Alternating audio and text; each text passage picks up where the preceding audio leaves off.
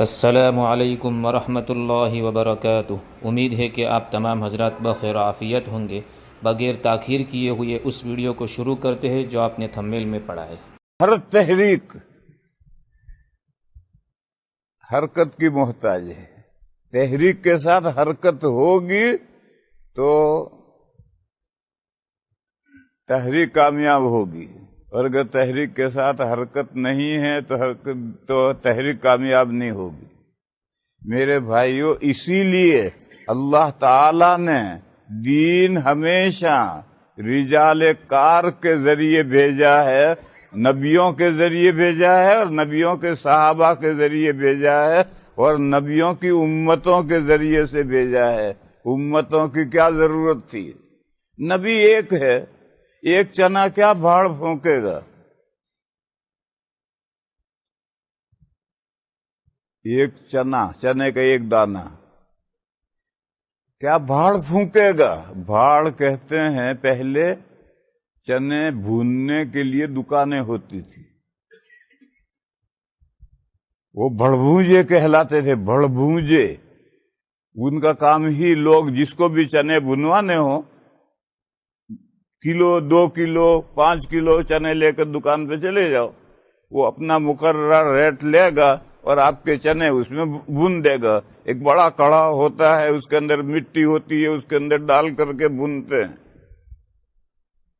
تو جیسے چکی، آٹا پیسنے والے کی چکی ہوتی ہے، تو کوئی ایک آدمی اگر اناج لے کر آئے تو اس کے لیے چکی نہیں چلاتا، 10-15 آدمیوں کا اناج آئے گا تب چکی چلائے گا۔ تو اب ایک آدمی ایک چنے کا دانہ لے کر آیا کہ بھئی اسے بھون دے، تو اب اس ایک چنے کے دانے کے لیے بھڑبھونجا کیا بھاڑ پھونکے گا؟ بھاڑ وہ چولہا جس کے نیچے آگ جلتی، اوپر کڑاؤ ہے، اندر مٹی ہے، جس میں چنے بھونے جاتے ہیں، وہ بھاڑ ہے۔ اس بھاڑ کو پھونکنا یعنی جلانا۔ ایک چنے کے لیے کیا بھاڑ پھونکے گا؟ تو پیغمبر ایک پیغمبر ہیں، ایک پیغمبر سے ساری دنیا کیسے حرکت میں آئے گی؟ اس لیے پیغمبر کے ساتھ اللہ نے ان کے پیغمبر کے صحابہ کو ملایا، اور صحابہ کے ساتھ پیغمبر کی امت کو بھی ملایا۔ اور اسی لیے ایک حدیث ہے، ان العلماء ورثۃ الانبیاء، امت کے علماء نبیوں کے وارث ہیں۔ کس بات میں وارث ہیں؟ باپ نے مال و دولت چھوڑا ہے، لاؤ ہمیں دو، نہیں، انبیاء کو تو مال و دولت چھوڑتے ہی نہیں۔ ان الانبیاء لم یورثوا دینارا ولا درہما، وہ پیچھے کیا چھوڑ کر جاتے ہیں؟ وہ پیچھے چھوڑ کر اپنا دین اور دین کے لیے محنت چھوڑ کر جاتے ہیں۔ لہذا علماء کو اسی کا وارث بنایا گیا ہے کہ جو کام نبی کرتے تھے، دین کے لیے محنت کرتے تھے، وہی محنت اب علماء امت کی ذمہ داری ہے۔ میرے بھائیوں، یہ جو حدیث میں نے بیان کی، ان العلماء ورثۃ الانبیاء، اس میں لفظ جو علماء آیا ہے، آج کل علماء ایک اصطلاح بن گئی ہے کہ کسی مدرسے میں 7-8 سال پڑھ کر سند لے کر آیا ہے وہ عالم، اس کا پلورل علماء۔ یہ معنی نہیں ہے۔ یہ جو علماء کی اصطلاح ہے، یہ تو بہت بعد میں شروع ہوئی ہے۔ جو مدرسوں سے پڑھ کر فارغ ہوتے ہیں ان کو جو عالم علماء کہتے ہیں، یہ بہت بعد میں شروع ہوئی۔ قرآن و حدیث میں لغوی معنی ہوتے ہیں۔ عالم کے لغوی معنی ہیں دین جاننے والا۔ دنیا جاننے والے کو عالم نہیں کہیں گے، دین جاننے والا عالم کہلاتا ہے۔ چاہے وہ کسی مدرسے میں پڑھا ہو یا نہ پڑھا ہو، دین جانتا ہے تو وہ جاننے والا ہے۔ عالم مانے جاننے والا۔ لیکن دنیا کے کام جاننے والا، کھیتی باڑی جاننے والا، کارپینٹنگ جاننے والا، آہنگری لوہاری کا کام نہیں، دین جاننے والا. پھر جو یہ عالم ہے یہ کلی مشکک ہے. جیسے سر کے بال کالے ہیں تو سب کے سروں کے بال ایک درجے کے کالے نہیں ہیں. اسی طریقے سے دین کا جاننے والا لیکن سارے بندے دین کے ایک درجے کے جاننے والے نہیں ہیں. کوئی تھوڑا جانتا ہے، کوئی زیادہ جانتا ہے، کوئی اور زیادہ جانتا ہے، کوئی بہت زیادہ جانتا ہے. یہ سب عالم ہیں اور ان کی جمع علماء ہیں، یعنی دین جاننے والے. قرآن کریم کی مشہور آیت ہے انما یخشی اللہ من عبادہ العلماء. اللہ سے وہی بندے ڈرتے ہیں جو اللہ کا علم اور معرفت رکھتے ہیں. جو اللہ کو پہچانتے ہی نہیں، اللہ کا علم اور معرفت رکھتے ہی نہیں ہیں، وہ اللہ سے کیا ڈریں گے؟ اللہ سے ڈرنے والے تو وہی بندے ہیں جو اللہ کو پہچانتے ہیں. اس آیت میں علماء سے مراد آج کل جو مدرسوں سے پڑھ کر نکلے ہوئے ہیں یہی علماء مراد نہیں ہیں کہ یہی علماء اللہ سے ڈرتے ہیں، باقی مسلمان نہیں ڈرتے. نہیں، جو اللہ کی معرفت رکھتا ہے، اللہ کی پہچان رکھتا ہے، اللہ کی ذات و صفات کو سمجھتا ہے تو وہ اللہ سے ڈرے گا. اور جس کی معرفت ہے ہی نہیں، یہ کفار ہیں، ہندو ہیں، بدھسٹ ہیں، عیسائی ہیں، مجوسی ہیں، وہ اللہ کو پہچانتے ہی نہیں تو اللہ سے کیا ڈریں گے؟ یہ اللہ تعالیٰ کو پہچانتا ہے مگر ناقص پہچانتا ہے. جیسے مسلمانوں میں بیچارے دین سے بے خبر جاہل مسلمان اس گمان میں ہے اللہ غفور و رحیم ہے، کرو جو کچھ کرنا ہو کرو، اللہ غفور و رحیم ہے. بلکہ بازا تو یہ کہے گا کہ اگر ہم گناہ نہیں کریں گے تو اللہ کسے بخشیں گے؟ اللہ کی تمام صفتوں کو بروئے کار آنا چاہیے. اللہ رزاق ہیں تو کوئی مرزوق ہے جبھی تو وہ رزاق ہیں، تو وہ غفور ہیں تو کوئی گناہ کرے گا تبھی تو وہ غفور ہیں.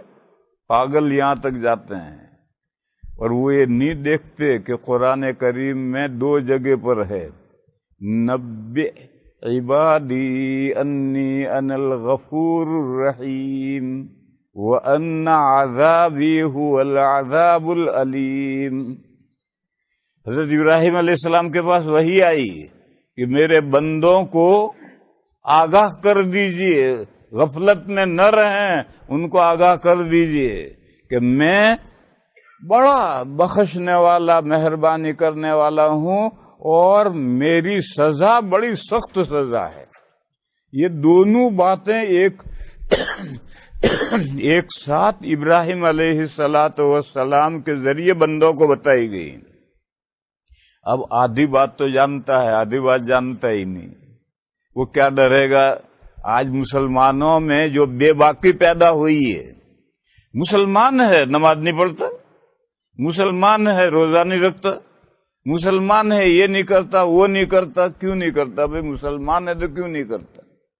اللہ کی پوری جیسی معرفت پہچان ہونی چاہیے ایسی نہیں، ادھوری ناقص معرفت ہے تو ناقص معرفت میں تو یہی ہوگا. تو اللہ نے فرمایا کہ انما یخشی اللہ من عبادہ العلماء. اللہ سے وہی بندے ڈرتے ہیں جو اللہ کو جانتے ہیں، پہچانتے ہیں، جن کی کما حق ہو معرفت وہی ڈرتے ہیں.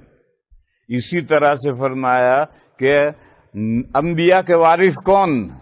جو نبیوں کا لایا ہوا دین جانتے ہیں، علماء.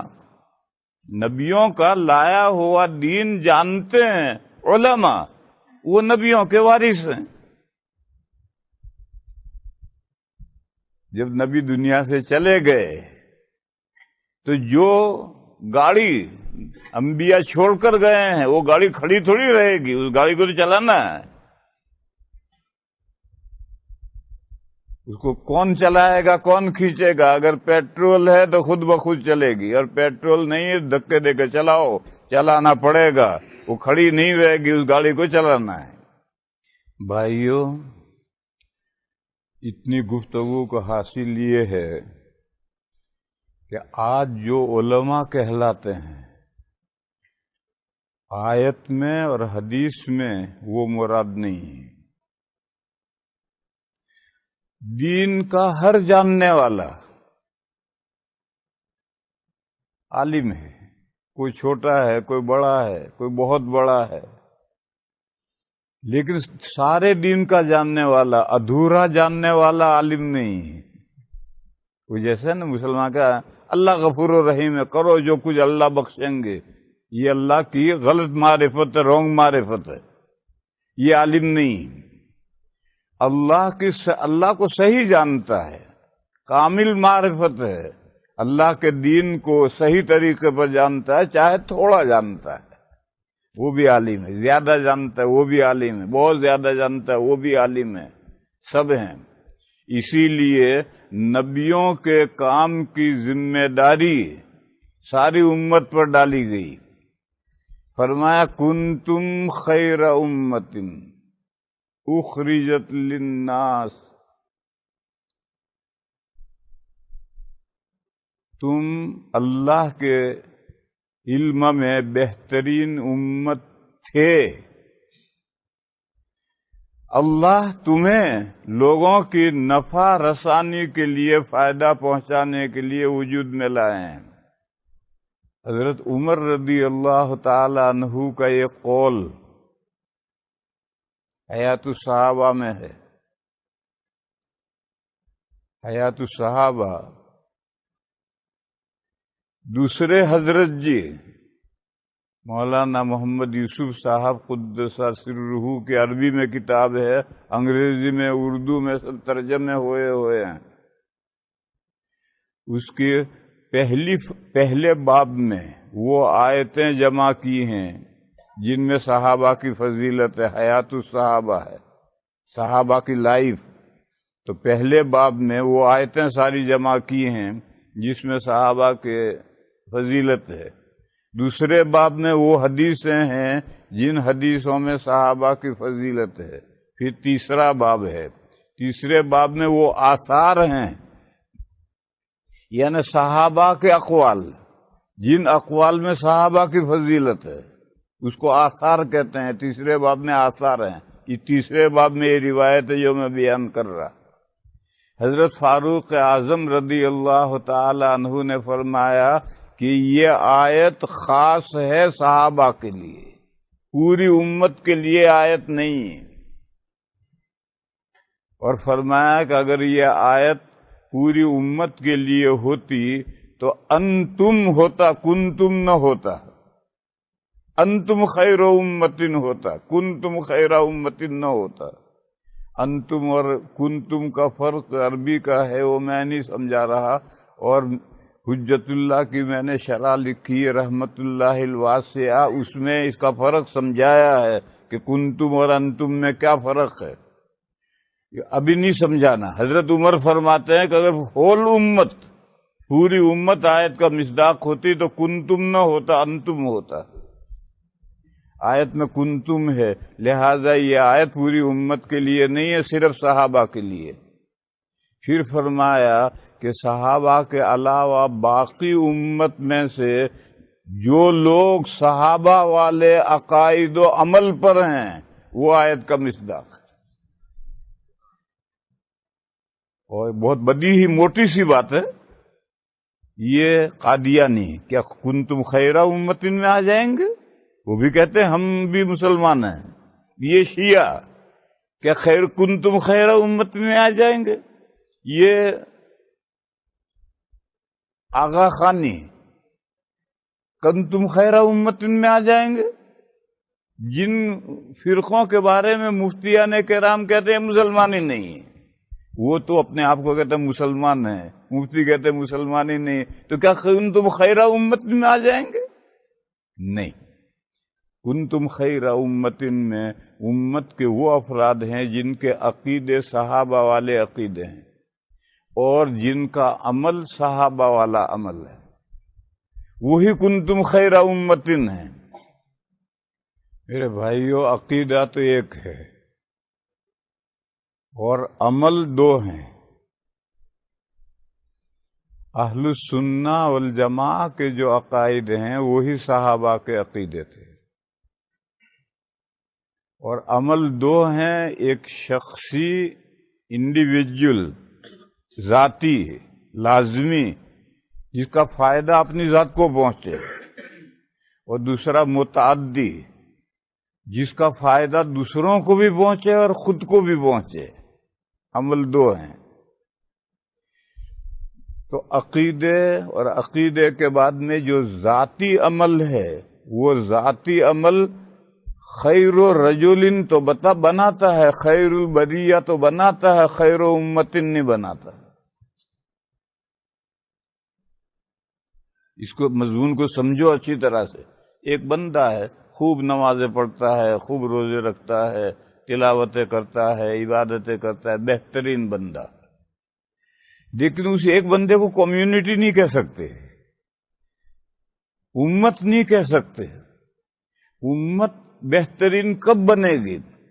امت بہترین بنے گی جب ذاتی اعمال کے ساتھ متعدی اعمال بھی کرے، لازمی اعمال کے ساتھ متعدی اعمال بھی کرے۔ آیت ہے ان الذین آمنوا وعملوا الصالحات اولئک هم خیر البریہ۔ جو لوگ ایمان لائے اور نیک کام کیے وہ بہترین لوگ ہیں۔ اور یہ آیت کہتی ہے کنتم خیر امت، تم بہترین امت تھے، افراد نہیں۔ اچھا، بہترین امت کس بنیاد پر تھے؟ اخرجت للناس، لوگوں کے فائدہ پہنچانے کے لیے تمہیں وجود میں لایا گیا ہے۔ اس سے معلوم ہوا کہ امت، کمیونٹی بہترین اس وقت بنے گی جب وہ ذاتی اپنی ذات کے لیے ہی عمل نہ کرے، دوسروں کے لیے بھی عمل کرے، دوسروں کے لیے بھی محنت کرے، تب وہ بہترین کمیونٹی بنے گی، بہترین امت بنے گی۔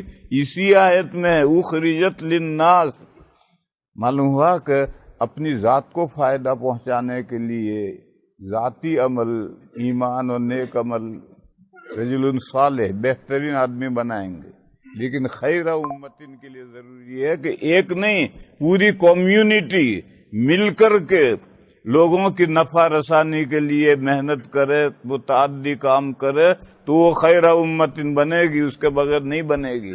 یہ بات اسی آیت میں ہے۔ میرے بھائیو غور کرو، خاتم النبیین صلی اللہ تعالی علیہ وسلم کو معلوم دنیا کے سینٹر میں مبعوث کیا گیا۔ امریکہ تو معلوم نہیں تھا، امریکہ میں آبادی تھی بھی یا نہیں تھی معلوم نہیں، ریڈ انڈین اس بر اعظم میں کب سے آئے ہیں، کہاں سے آئے ہیں، کچھ پتہ نہیں۔ تو امریکہ تو معلوم نہیں تھا۔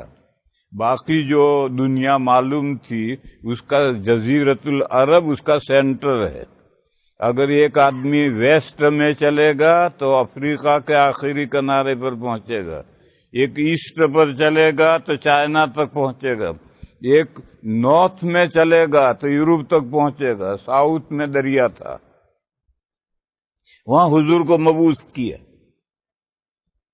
دنیا سے حضور تشریف لے گئے، حضور کی آنکھ بند ہوئی اور صحابہ ساری دنیا میں پھیل گئے۔ لوگ کہتے ہیں اسلام تلوار سے پھیلا ہے، ارے تلوار سے پہلے صحابہ دعوت لے کر پہنچتے تھے، افریقہ میں بھی، ایشیا میں بھی، یورپ میں بھی، مصر تک تلوار چلی ہے، سارا افریقہ میں کہاں تلوار چلی ہے؟ اور اسلام تو صحابہ کے زمانے میں سارے افریقہ میں پہنچ گیا تھا، بر اعظم افریقہ میں۔ ہندوستان میں اسلام پہلے پہنچا ہے، پھر تلوار تو وہاں پہنچی ہے حجاج ابن یوسف اور محمد ابن قاسم کے زمانے میں، اسلام تو اسے بہت پہلے پہنچا ہے۔ یہ کون اسلام لے کر گیا تھا؟ امت لے کر گئی تھی، پہلی امت لے کر گئی تھی، صحابہ لے کر گئے تھے۔ صحابہ اس حقیقت کو سمجھتے تھے، اور جب تک یہ حقیقت لوگ سمجھتے رہے दीन बढ़ता भी रहा और जो लोग दीन जानते थे वो जानते भी रहे। लेकिन आहिस्ता आहिस्ता जब ये नक्ल हरकत खत्म हो गई तो दीन बढ़ता तो रहा। बुजुर्गान दीन की मेहनतों से नए नए लोग मुसलमान होते रहे, मगर जो मुसलमान होते रहे उनको दीन सिखाने वाला कोई नहीं रहा। नतीजे में एक गैर तो गैर मुसलमानों में जहालत आम हो गई। हज़रत मौलाना इलियास साहब कुद्दसा सिर्रुहु ने इस हकीकत का इदराक किया कि उम्मत को हिलाओ, मुतहर्रिक करो, ताकि दूसरों तक तो दावत हम बाद में पहुंचाएंगे, पहले अपने जो दीन से बेखबर हो गए, जाहिल हो गए, उनको हरकत में लाओ, उनको दीन पहले पहुंचाओ, सिखलाओ। उसी तहरीक का नाम जमात का काम है। ऐसे ही मज़ीद वीडियो देखने के लिए आप हमारे चैनल नूरानी बातें को लाइक करें, सब्सक्राइब करें, ताकि वीडियो अपलोड होते ही सबसे पहले नोटिफिकेशन आपको मिल जावे, और इस वीडियो को शेयर करना बिल्कुल ना भूलें।